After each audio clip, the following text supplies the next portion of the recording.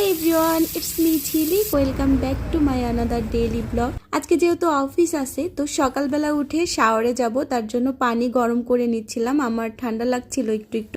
আর chia seed দিয়ে যে ভিজানো যে পানিটা, ওইটা আমি একটু গরমে রেখে শাওয়ার করে এসে দেন এখন নাস্তা করে নিব। আজকে নাস্তায় আমি একটা ডিম পোচ করে নিয়েছিলাম। আমাদের কার কার আমার মতো এরকম ডিমের কুসুম না গলিয়ে খেতে ভাল লাগে? আমার তো এটা অনেক ভালো লাগে সবজি দিয়ে খেতে। ট্রাস্ট মি, এটা অনেক ভালো লাগে, তোমরা ট্রাই করে দেখতে পারো। দেন আমার যেটা কাজ, আমি একটু আমার গাছগুলো সকালবেলা পানি দিয়ে যাচ্ছি। আমি নর্মালি রাতে ওদেরকে পানি দেই, বাট সকালবেলা আমি জাস্ট ওদের মানে যে পাতাগুলো আছে ওগুলোতে একটু পানি দিয়ে যাই। এই তো আমি রেডি হয়ে গেছি আর এখন অফিসের জন্য চলে যাবে। তখন অলরেডি 8:15 বাজে। আমি নর্মালি 8টা বা সর্বোচ্চ 8:05 মধ্যে বের হয়ে যাই, বাট আজকে একটু লেট হয়ে গেছে যেহেতু আমি শ্যাম্পু করেছিলাম, আমার এই জন্য লেট হয়ে গেছে।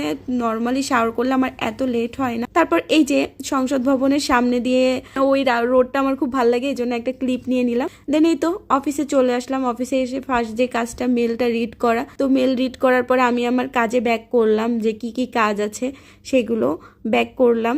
দেন এই তো আরো অনেক কাজ করেছিলাম। তো কাজ করতে করতে লাঞ্চের টাইম হয়ে গেল। আমি নর্মালি 1:20 মধ্যে লাঞ্চে যাই, 1:30টার মধ্যে। আজকে লাঞ্চে ভর্তার আইটেম ছিল, সাথে গরুর মাংস ছিল। টমেটোর ভর্তাটাও অনেক মজা হয়েছিল অ্যান্ড গরুর মাংসটাও অনেক মজা হয়েছিল।